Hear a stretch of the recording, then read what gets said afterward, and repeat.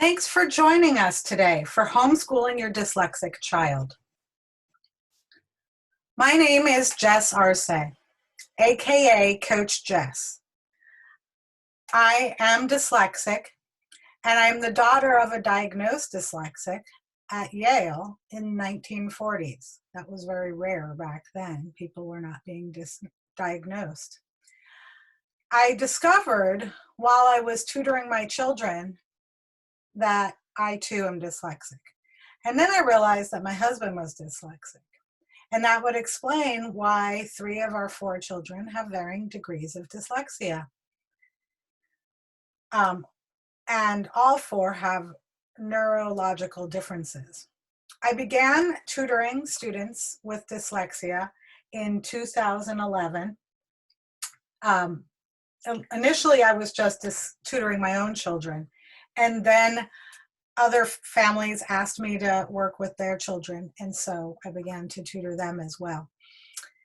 And I became a dyslexia specialist, and I'm also a homeschool coach because I am in my last year, actually, of homeschooling my 4 children. Well, 3 of my 4 children. My oldest son, who is my only child who doesn't have dyslexia, was able to complete his career in traditional school, but none of my other children thrived in that type of setting. So they all ended up coming home and homeschooling. This is my family, whoops, and they are my inspiration. It's my 4 children, all of whom are now technically adults. My youngest son is 18 and going to be done homeschooling this year. And my husband, Ronnie, and we are all dyslexic. And the one thing about dyslexia is it's different for everybody. So if you put my whole family at a dinner table together, we all have different symptoms, different ways that we respond, different strengths as well. So no one dyslexic is alike.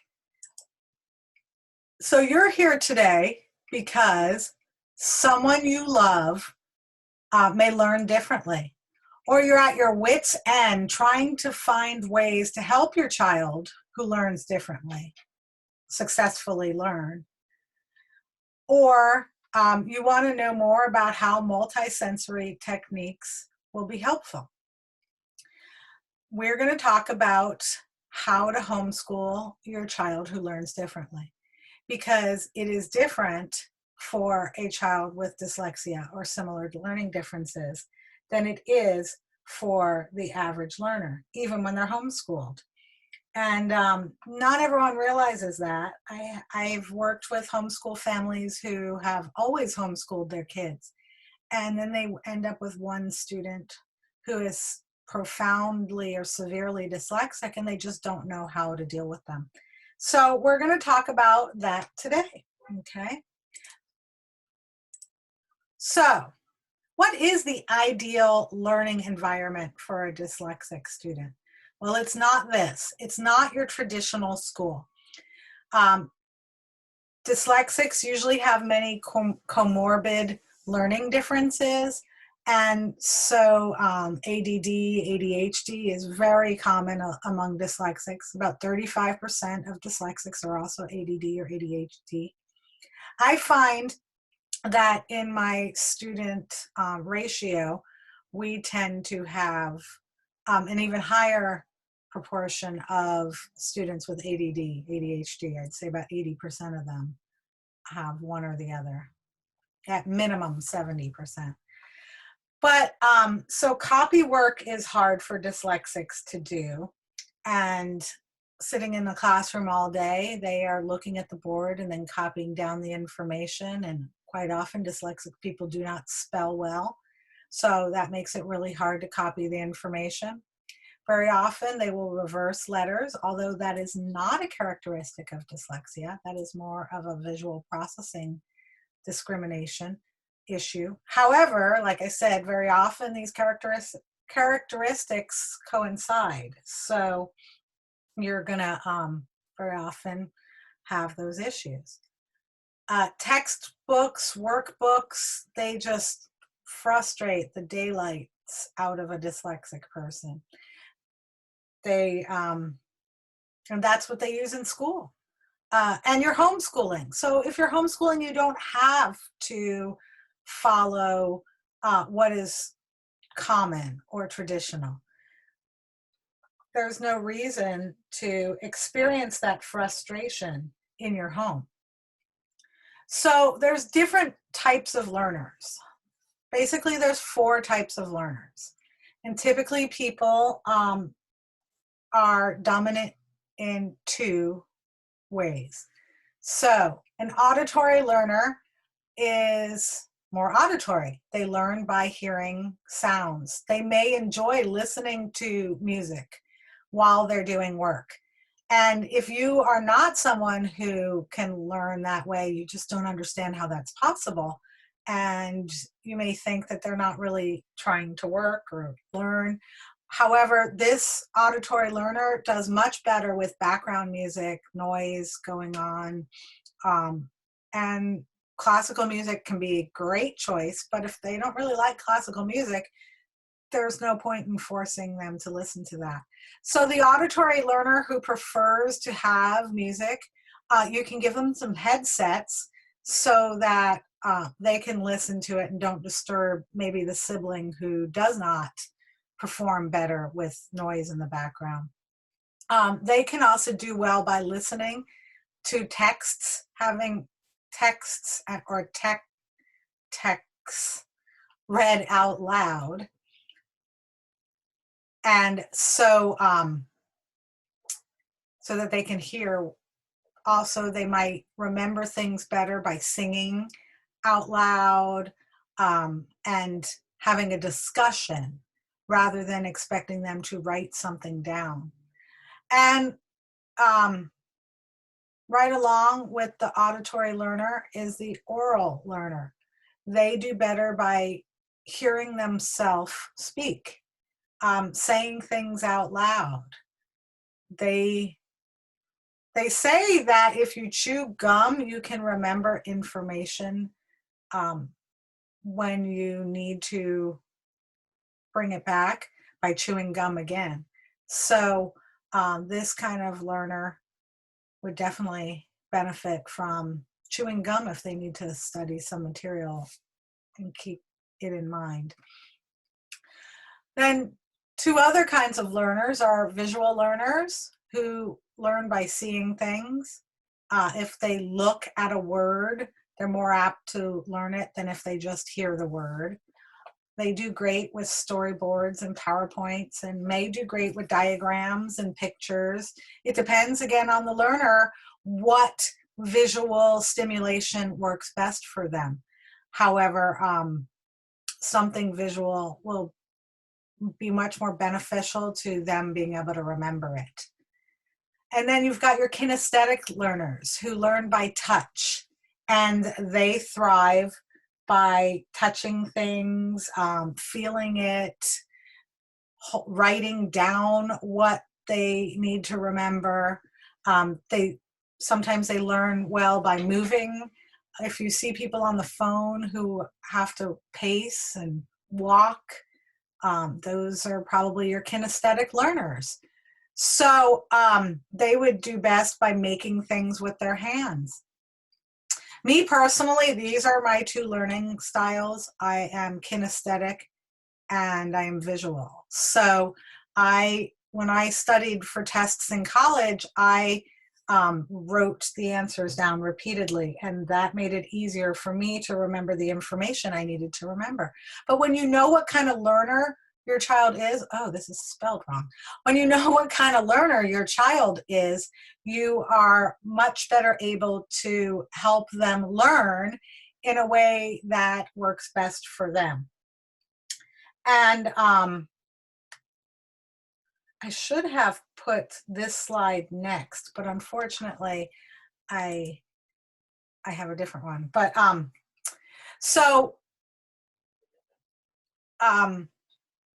basically, what this is saying is people with neurodivergence, is, people who are not your neurotypical, will process visual information more slowly than the average learner. So 75% slower, which that makes it harder to learn to read.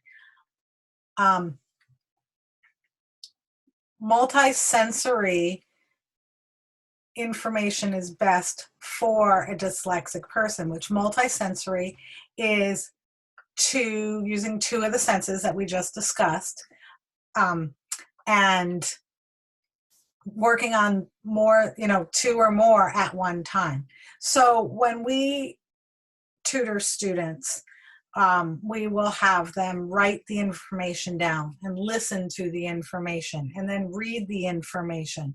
So they're using 3 different senses to absorb the information.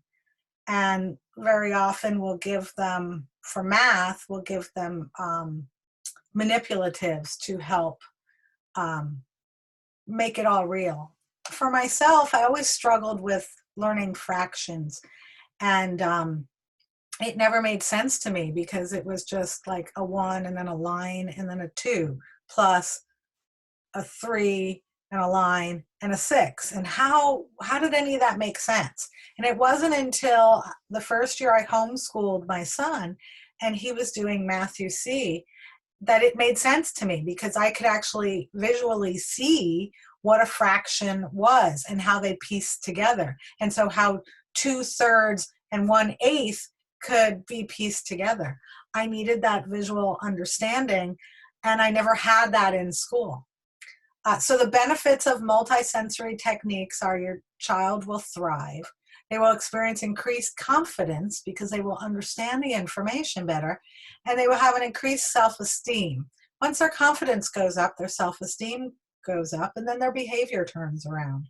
So if you have a child who is being difficult about doing the work that you expect them to do, it could just be that they need to be taught a different way so that they can be successful at learning. So when we tutor kids in reading, writing, and spelling who have dyslexia, it needs to be an Orton-Gillingham program. There are many Orton-Gillingham programs now available, and they are not each created equal. However, any Orton-Gillingham program is better than no Orton-Gillingham program. So keep that in mind. I use Barton mostly. That's what I taught my kids on. I began with Barton, and it is not the most exciting program. However, when we tutor the kids, we bring other outside elements into it to make it a little bit more fun and stimulating. But it really drives in the information. There's just enough repetition for the kids to really be able to absorb it and move forward. Most of our students move up 2 reading levels within 1 school year. And these are kids who couldn't move ahead any reading levels. The older the students are, the quicker they usually understand and process the information. However, of course, early intervention is best because they won't struggle as much their whole entire lives if they get early intervention. But it does take a lot longer when we work with students who are younger. So here's what some multisensory math looks like. It's showing what fractions look like, and so how they all equal out to the same thing. These cubes are great. Money, you could use real money or paper money with your kids, but these are some great, it's great to use things that they can touch and hold. And for any kind of learning, multisensory techniques can be ideal. Learning songs, some kids do great. Some dyslexic people really thrive with memorizing songs. My daughter hated history, and she learned the history timeline through songs, classical conversation songs. However, my son did not he's not good at remembering things and music. He's not really musically inclined. So he did not learn the classical conversation songs, and that just didn't work for his learning style. And they're both auditory learners. So even if they are the same type of learner, they can learn better using different techniques. Arts and crafts can be a great way to reinforce the information. If you're teaching about Egypt, you can have your child make a diorama of like the Nile River, or you can build pyramids with sugar cubes. Field trips are a great way to really hone in the learning. You can be hands-on. My youngest son never liked going on field trips, and he always got called on because my other son said it was because they wanted to involve him so that he had a better attitude.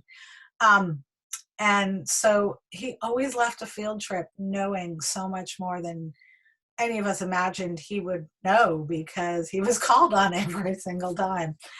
But yeah, you can come up with lots of different creative ways to make learning fun. Games are a great way to learn, and a lot more fun than a workbook. So don't feel limited, and don't feel like you have to repeat what they teach in school. You don't have to teach your child the way school is. You shouldn't. I mean, and most people will start homeschooling, and that's what they think they need to do. They need to bring home the school. But why are we going to do that? I mean, the school system is broken as it is. So why are we going to make our kids continue to suffer learning the same way? And why are we going to continue to suffer alongside of them? So when you put your child in classes, if they are profound or severely dyslexic, please take these into consideration. Don't look for classes that have a lot of homework, a lot of copy work, or heavy reading, especially if they have to read out loud to other classmates, because that can be really challenging for a dyslexic person, and embarrassing and awkward. So our goal is to help your children be successful. And I am dyslexic. I am married to a dyslexic. I have children who are dyslexic, and I have homeschooled them. So my goal is to help make the homeschooling journey easier for your dyslexic child, because I know, like, my youngest son was in small homeschool groups, and he still struggled to keep up with his classmates. He was teased in a writing class where there were only 3 students, because the other student was such a strong writer and he was not, and that student didn't understand. So I realized that just because they're in homeschool classes, that they may not be feeling good about themselves still. And so we will be, in addition to our tutoring services that we've always provided, we will now be offering homeschool classes for kids to be able to come and hang out with other kids who are homeschooled and struggling because of dyslexia or a similar learning difference, and they just really feel confident. We started the first class this semester, and it's gone great, and there's been an age range from, I think the youngest one is 9 or 8, and the oldest one just turned 14 this month. And since we have had to move to online only, the students have transitioned into an online class, and I'm assuming it's going great because they all paid for another month. So we're really looking forward to being able to offer more classes this coming fall 2020.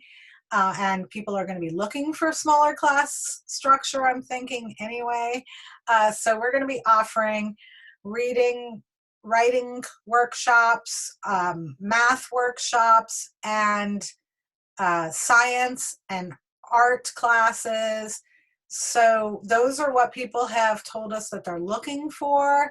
If there's something particular you would like your child to have a class in, and they are a student who struggles to fit into traditional school, please drop me a note, send me an email, and let me know. Our email is info@lexialearners.com. And you can also go to our website, lexialearners.com, and drop me a message from there. So you can set up an appointment if you'd like for a free call. I do a 30-minute free call to talk about your child and what your concerns are. So just know we're here to help you, and thanks.